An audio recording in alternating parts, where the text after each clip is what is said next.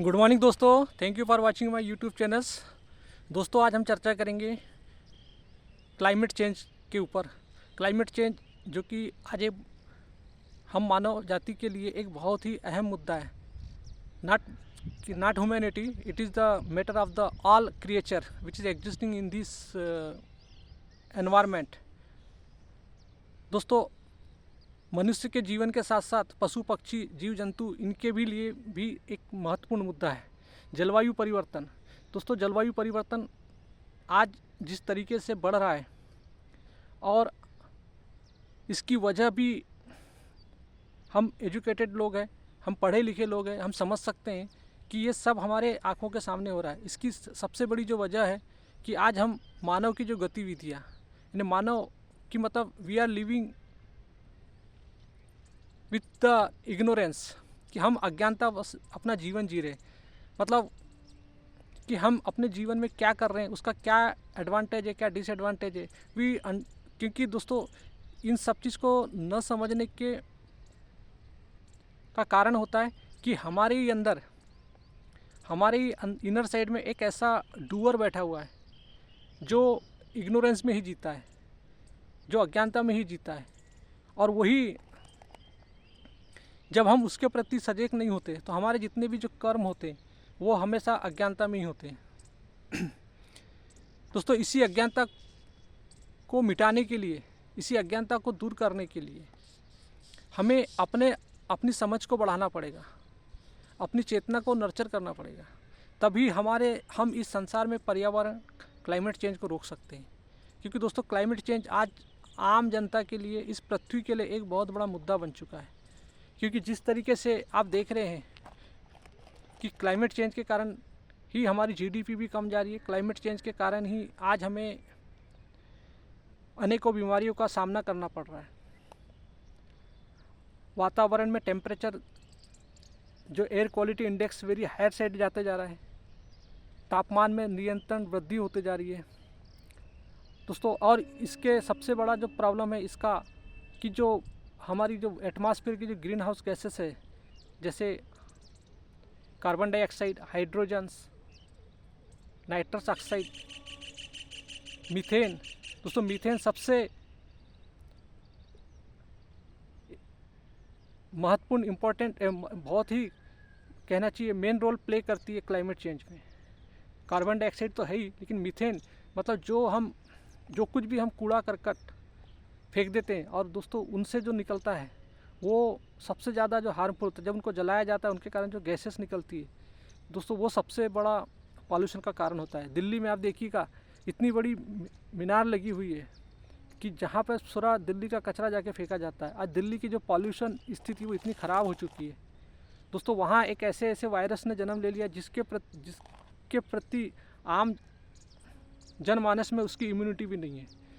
तो दोस्तों, ये वायरस कब कहाँ से आ जाए इसके बारे में इसको हम अलग से डिस्कस करेंगे। क्योंकि दोस्तों, वायरस एक केमिकल्स, वायरस का अपना वो उसको जीवित और अजीवित भी कहते हैं, क्योंकि वो केमिकल स्ट्रक्चर होता है, वो कहीं भी लाखों सालों तक जीवित रह सकता है। जैसे दोस्तों, इसका सबसे बड़ा एग्जाम्पल हम देखते हैं कि जैसे कोरोना वायरस आया था, चमगादड़ से निकला हुआ था, और एक वायरस ने ही हमारी मानव जाति को कितना प्रभावित किया था, विश्व को कितना प्रभावित किया था दोस्तों। इसी तरह जब हम आपको मैं एक रिसेंटली घटना, जो पिछले साल लद्दाख में जो एक सोनम वांगचुक जी, जिन्होंने 21 दिन का क्लाइमेट चेंज के लिए फास्ट किया था और 21 दिन तक वो आमरण अनशन पे बैठे हुए थे। और उनका कारण जो था कि जो सरकारें जो खनिज उत्पादन करने के लिए जो वहाँ तेज़ी से काम कर रही थी, यानी पेड़ पौधों को काट रही थी, जिसका डायरेक्ट इफेक्ट कहना चाहिए वहाँ की आम जनता के ऊपर पड़ रहा था। और दोस्तों, लद्दाख जैसी जगह जहाँ पे हिमालय जैसे पर्वत है, जहाँ कहना चाहिए भारत की सुंदरता का प्रतीक है, हमारे कुछ उद्योगपति वहाँ जाके और हमारी कुछ सरकारें भी वहाँ जाके उसका खनन करना चाहती थी। तो दोस्तों, हम प्रकृति के साथ इतना खिलवाड़ करने जा रहे हैं कि जब हम प्रकृति के साथ खिलवाड़ करते हैं तभी दोस्तों, जैसे रिसेंटली में जब आप छत्तीसगढ़ का उदाहरण दीजिए, हसदेव जंगल, वहाँ भी उनको कुछ खनिज मिनरल मिला तो उन लोगों ने जंगलों को सफाया करना शुरू कर दिया। दोस्तों इस तरीके से यदि हम जंगलों में जाएंगे, पहाड़ों में जाएंगे, जैसे हिमालय पर्वत में जाएंगे या वहाँ के जंगलों को काटेंगे, तो जंगल में हमेशा वायरस होते हैं। कोई भी आदमी जंगल जाएगा तो निश्चित रूप से वो अपने वायरस को लेके आएगा, और वायरस ऐसा एक केमिकल्स होता है जो आपने कोरोना वायरस में देख लिया है।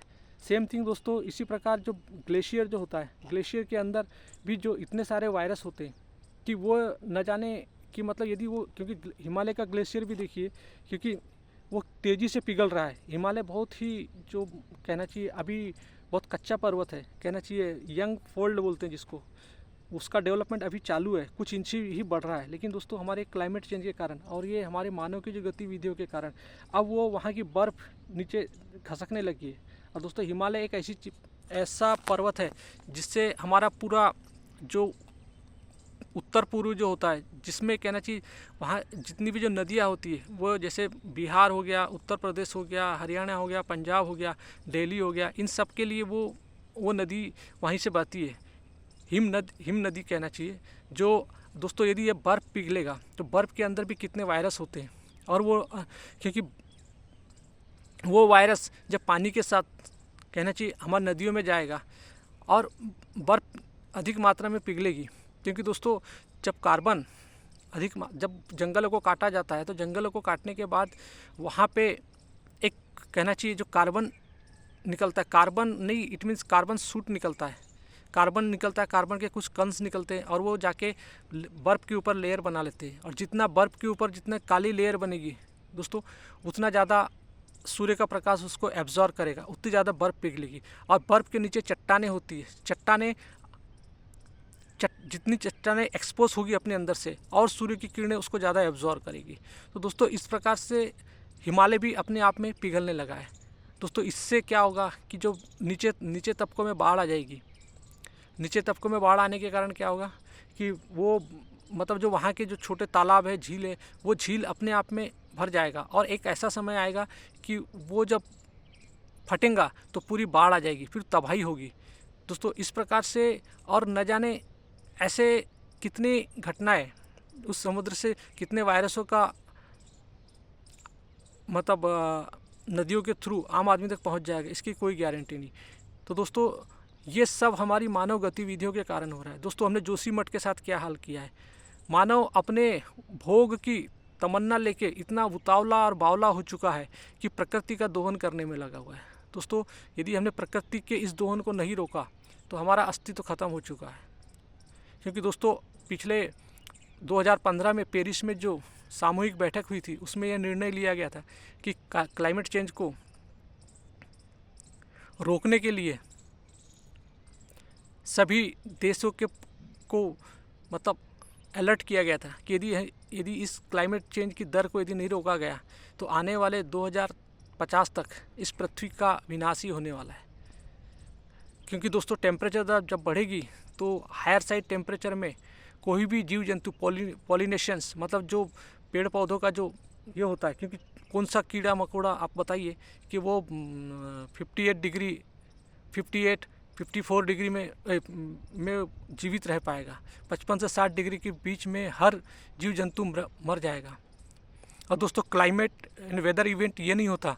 वेदर इवेंट का मीनिंग होता है कि वे एक समय में कभी 8 डिग्री रहेगा तो कभी रात के समय में वो मतलब 0 रहेगा, दिन में 4 रहेगा तो रात को 0 रहेगा। लेकिन दोस्तों एवरेज मेंटेन तो रात और दिन का मिला के 2 डिग्री हो गया। तो इस प्रकार से जब हम अपना कंजप्शन को नहीं रोकेंगे, अपने भोग विलास को नहीं रोकेंगे दोस्तों, जितना और इसके पीछे होता है कि जितना इंडस्ट्रीज बढ़ेगा, जितना हमारा कंजप्शनवाद बढ़ेगा, उतना ज़्यादा एटमॉस्फेयर में पॉलीथीन्स यानी सब चीज़ ये निकलेगा और उसका खामियाजा हम अपनी जितनी भी जो दोस्तों इसके पीछे बहुत बड़ा रैकेट है। मैं तो एक गिनाना चाहूँगा तो बहुत बड़ा इसके कारण है। आप एजुकेटेड है, आप समझ सकते हैं कि जैसे आज मांस उत्पादन हो रहा है, कितनी ज़मीनों को बंजर किया जा रहा है आम आदमी के भोग के लिए, सिर्फ मटन खाने के लिए कितना उसका एक्सपोज किया जा रहा है। आज मुर्गी पालन के लिए सोचिए कितने जगह को बंजर करके उनका दाना उगाया जा रहा है, कितने पेड़ों को मतलब काटा जा रहा है। दोस्तों मानव गतिविधियाँ किस चरम पे पहुंच चुकी है ये आप सब देख सकते हो। हमारी डिज़ायर, हमारी कितनी इनकम्प्लीटनेस, कितनी उच्चतम और भाग रही है, इसको हमें कंट्रोल करना पड़ेगा। क्योंकि दोस्तों इसको कंट्रोल करने के लिए सिर्फ और सिर्फ एक ही चीज़ है कि हमें अपनी कॉन्शियसनेस को नर्चर करना पड़ेगा। क्योंकि दोस्तों हम सोचते हैं कि बल्ब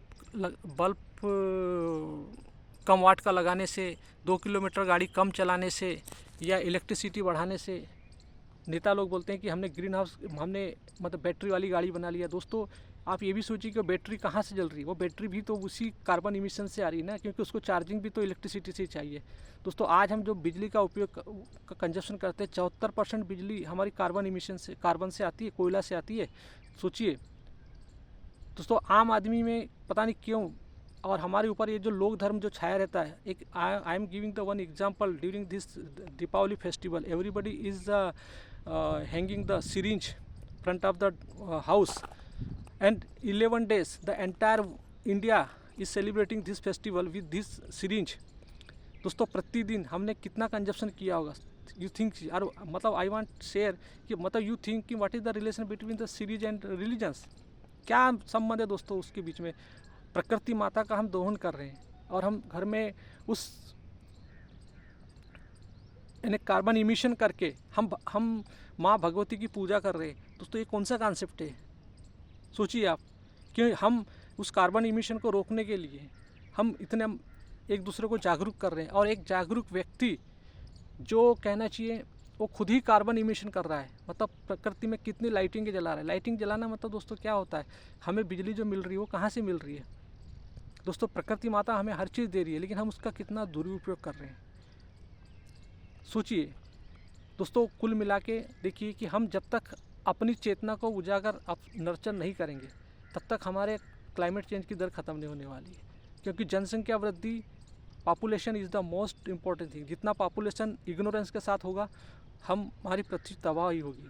दोस्तों इसीलिए हमारे जो ऋषि मुनियों ने हमें आज उनके जो रिलीवेंट ग्रंथ है, आप भी जाके पढ़िए। जो घटना आज के 5000 साल पहले लिखी थी, आज वो घटना आज हमारे मानव के साथ घटित हो रही है। दोस्तों वही श्री कृष्ण की गीता है, वही माँ दुर्गा सप्तशती है जो हमें बताना चाहती है प्रकृति के माध्यम से। हम जो रोज रात दिन माँ भगवती की जो आरती करते हैं, जिसमें हमारे मधुकैटभ, महिषासुर जैसे राक्षसों का नाम आता है। दोस्तों वो राक्षस कोई नहीं है, वो राक्षस हम हैं।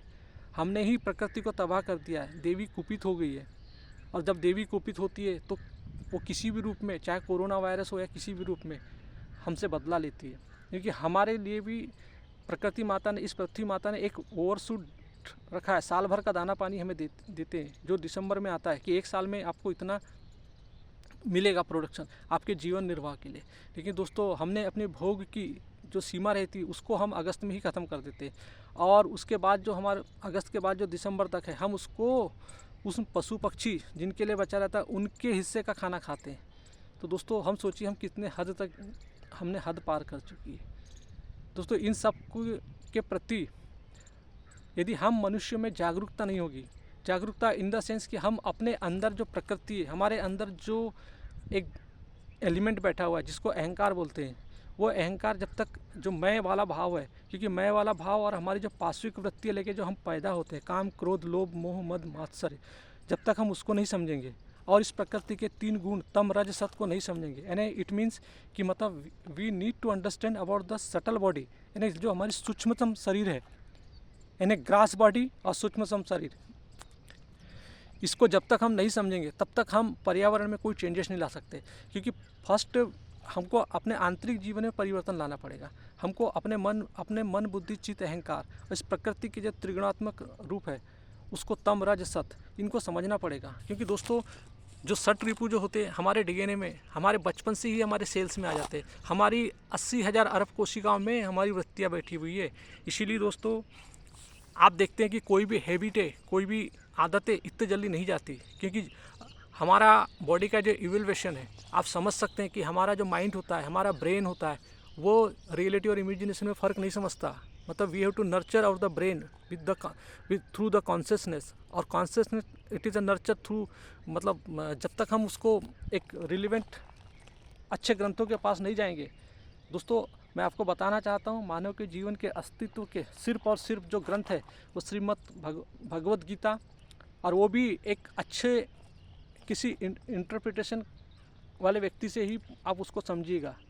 दूसरी चीज़ उपनिषद और हमारे भारत के जो दर्शन शास्त्र 6 दर्शन जो है, जो आस्तिक दर्शन कहलाते हैं, जिसमें और सबसे महत्वपूर्ण जो वेदांत है, वेदांत मतलब जो वेदों का अंतिम शिखर, जिसके बाद इस पृथ्वी पर कोई ज्ञान होता ही नहीं दोस्तों, तो वेदांत वो दर्शन है। जो वेदांत दर्शन जिसका आदि शंकराचार्य ने भाष्य किए हैं, स्वामी विवेकानंद ने भी उसका प्रचार किए हैं, और दोस्तों तमाम हमारे जो उच्चतम ग्रंथ है उसके तरफ जाइए, उसको समझिए।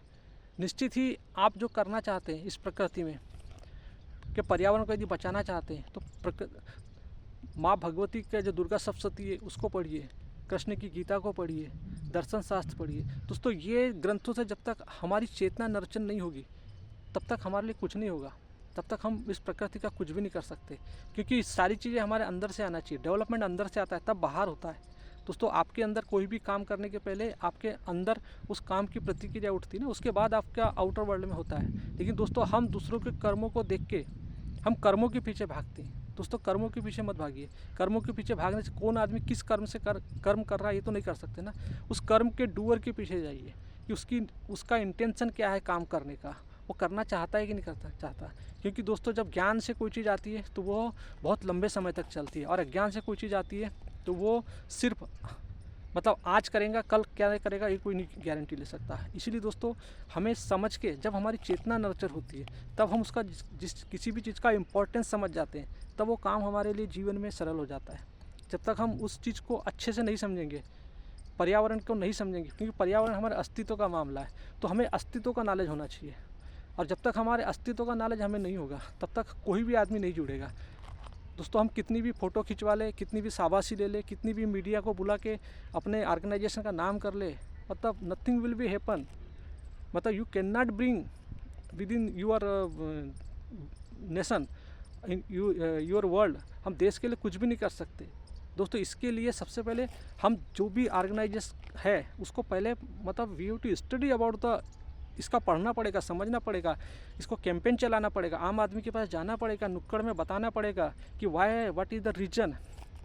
और दोस्तों आज इन सब चीज़ को करने के लिए हमारी सरकारें भी मतलब हमारा सपोर्ट नहीं करेगी, ये हमारी स्वयं की लड़ाई है दोस्तों। हमें सरकार को जगाना पड़ेगा दोस्तों। सरकार भी क्यों सोई रहती है, क्योंकि वो उनके सोने का कारण भी यही होता है, क्योंकि हम अपनी इच्छाओं को लेके उनके ऊपर इतना बोझ थोप देते हैं कि ये विकास कराना है, वो विकास कराना है। तो दोस्तों जब हम अपनी ही हमारी इच्छा की पूर्ति करने के लिए नेता वही काम करता है जो हम चाहते हैं, तो दोस्तों पहले हमको समझना है कि हमें क्या चाहिए और क्या नहीं चाहिए, हमारे अस्तित्व की आवश्यकता क्या है, हम भोगवाद में जीना चाहते हैं या हम अपना इस पृथ्वी पर हमें जो जीवन मिला है उस जीवन के माध्यम से कुछ समझना चाहते हैं। हम अपने जीवन के माध्यम से, इस शरीर के माध्यम से एक लिबरेशन चाहते हैं। क्योंकि दोस्तों ये 60 साल 70 साल का शरीर मिला हुआ है, 20 22 साल तो दोस्तों पढ़ाई में लग जाते हैं। उसके बाद जीवन समझने का टाइम ही नहीं मिलता। पढ़ाई करते करते नौकरी लगते लगते 25 से 30 साल हो जाता है दोस्तों। उसके बाद शादी करते, बच्चे होते, हमारी लाइफ ऐसी पैसा कमाने में 50 साल निकल जाते। हमारे पास कुछ भी लाइफ का ज्ञान नहीं होता, और फिर एक ऐसी पड़ाव आता है कि हम कुछ नहीं समझ सकते। क्योंकि दोस्तों हमारे मन में इतने विषयों का अंबार लग जाता है, हमारे मन में इतने विषयों की कॉलोनाइजेशन हो जाता है कि हमारा मन 24 घंटे उन विषयों के पीछे, जैसे हम चीज़ें इकट्ठा करते जाते हैं उनके पीछे ताला लगाते जाते हैं। जैसे एक भिखारी होता है कि जैसे वो भीख में सिर्फ बोलता है कि मुझे ताले चाहिए। क्यों मांगना चाहता है ताला? क्योंकि वो सोचता है कि मेरे पास चीज़ें हैं। दोस्तों आपके पास कुछ नहीं है, क्योंकि जब हम चले जाएंगे तो हमारी सब चीज़ें ये हो जाएगी। तो दोस्तों जीवन का मतलब होता है कि जीवन को समझ के जियो। हमें मिला ही ये पूरे, हमें बुद्धि, विजडम, इंटेलेक्चुअल माइंड, ये सॉफ्टवेयर पार्ट मिला ही हमें, so that we can understand is this universe through this body. So it is the intention of the evolution of the Prakriti Mata का उद्देश्य है कि हम अपने जीवन को अच्छे से जिए, जीवन को समझें। क्योंकि प्रकृति माता वो हमें जन्म देने वाली भी है दोस्तों, वो हमें मुक्ति देने वाली भी है, वो हमें कष्ट देने वाली भी है। यानी वो जन्मदायिनी भी है, मुक्तिदायिनी भी है, मृत्युदायिनी भी है। तो दोस्तों माँ से यदि हम समर्पण करके इस प्रकृति का यदि भोग की दृष्टि से देखेंगे तो हमें माँ कभी माफ़ नहीं करेगी। हमें प्रकृति में समर्पण की भावना से, दृष्टा की भावना से देखोगे तो माँ आपके साथ हमेशा खड़ी रहेगी। तो दोस्तों हमें इन चीज़ों को समझना है और अपने जीवन और अपने समाज में उन पशु पक्षियों के बारे में भी सोचना है, क्योंकि हमारा जीवन उन सब के ऊपर डिपेंड करता है। और ये टेम्परेचर दर जब हाई होगी तो दोस्तों हमारा जीवन बहुत गर्त में चले जाएगा। आने वाले 50 साल बाद हम जो बच्चे पैदा कर रहे हैं आज, वो बच्चे जलेंगे, भुनेंगे और वो हमको कोसेंगे कि जब ये सब क्लाइमेट चेंज गतिविधियाँ चल रही थी तो हम क्या कर रहे थे, सो रहे थे। तो दोस्तों अपनी जागरूकता लाइए। बच्चे पैदा करना, उनको एजुकेट करना, ये हमारी मानव की गतिविधि, मानव के जीवन का अस्तित्व ये होना चाहिए, उद्देश्य होना चाहिए। बच्चा पैदा करना कोई आसान नहीं है, जानवर भी बच्चा पैदा करता है। तो दोस्तों सबसे बड़ा ये होता है कि हम अपने जीवन को समझें। जब जीवन को समझेंगे तब पूरे पर्यावरण को समझेंगे। तो दोस्तों मेरी आप सबसे यही प्रार्थना है कि इस पृथ्वी के पर्यावरण को बचाइए, लोगों में ज्ञान बांटिए, लोगों में उन गीता, उपनिषद, श्रीमद् भगवत गीता, दुर्गा सप्तशती जैसे ग्रंथों को आम आदमी के बीच में ले जाइए। तभी हमारे इस क्लाइमेट चेंज को हम रोक पाएंगे। क्योंकि दोस्तों जब तक ज्ञान की अग्नि से ही सारा अज्ञानता का अंधकार मिटता है दोस्तों, बाकी कोई ऐसी चीज़ नहीं है जिससे आप अंधकार मिटा सकते हैं। थैंक यू दोस्तों, हैव ए नाइस डे।